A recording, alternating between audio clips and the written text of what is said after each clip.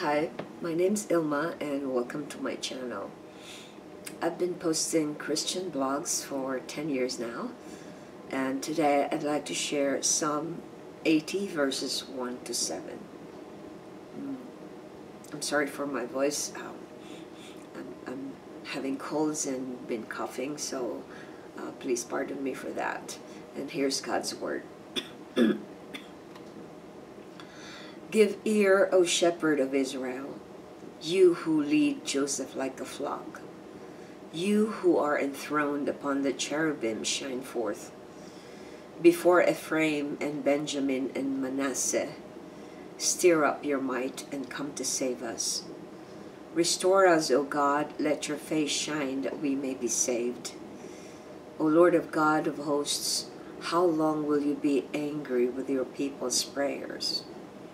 You have fed them with the bread of tears, and give them tears to drink in full measure.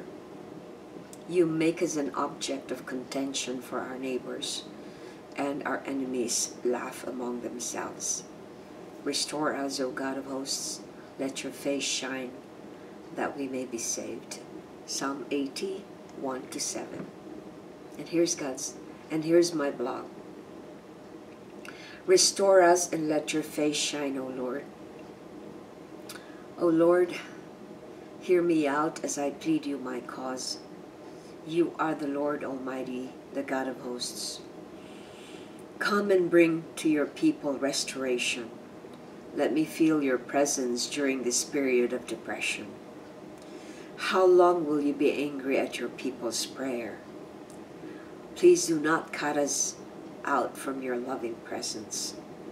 Let your face shine upon us, O just and merciful God.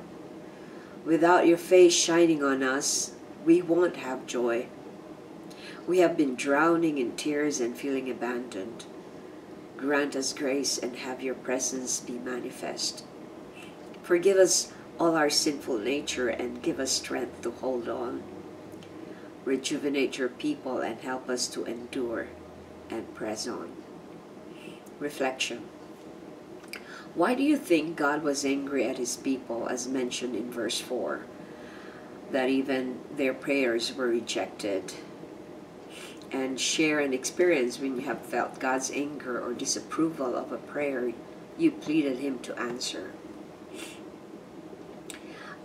We know very well that the Israelites were unfaithful to God, and he had been very patient with his people, given them all the deliverance, and has brought them out of the land of Egypt. And yet they do not serve him. They disobey him. They are unfaithful. They're serving other gods.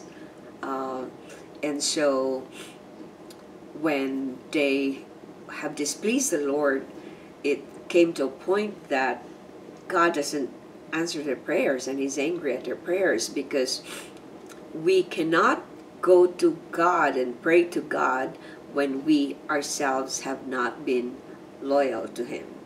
So I think that's why he was angry at his people, because he had been giving them all the forgiving them for their sins, and they kept doing it and being unfaithful and have no loyalty to him.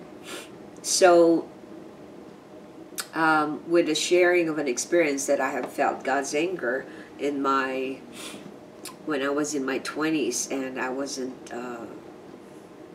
wasn't walking with the Spirit then. Those were the dark times of my life when I felt God's disapproval of my lifestyle, because I say I believe in him, but I did not really follow his words. I didn't follow his path. So I was serving, I thought I was serving him, and yet I was serving the world, and I was serving myself.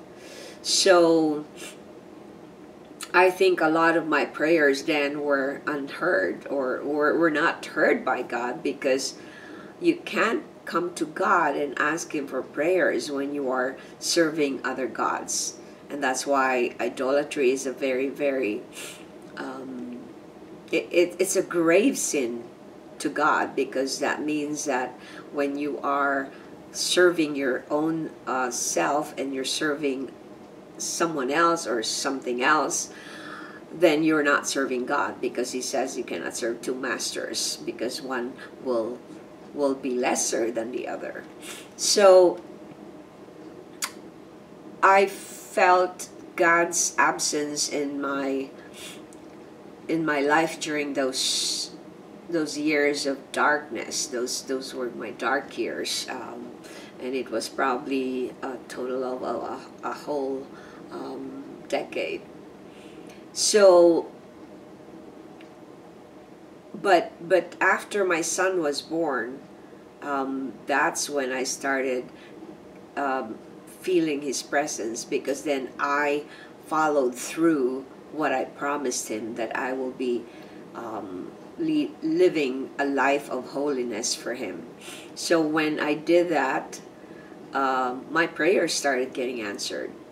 So I think it's very important for us to recognize that in the prayer that Jesus taught us, the Lord's Prayer, that we can't come to the throne of God if we have so many unforgiveness in our lives to other people that has offended us, or if we have if we have sins that are unconfessed, because our prayers will probably be not heard. And so it's important for us to recognize that when we ask for prayer, it has to be in sync with God's word, with what he stands for. It cannot be selfish prayers. It cannot be soulish prayers. It has to be prayers that will bring God the glory. So thanks for watching. I hope you check my website at ilmaarts.com for artworks, photographs, and a copy of this blog. Please subscribe to my channel on YouTube so I could make more videos for the Lord. I ask you for prayers for our family. We're going through a diagnosis with my husband that is really devastating. So I ask for you to pray for me as well, to have the strength and the wisdom and the courage to face this very devastating news. So thanks for watching. Please reflect on this psalm, because this is a psalm of lament, and you do not want to have God not hear your prayers because he's angry at you because of some unfaithful things that you have done against him. Thanks for watching.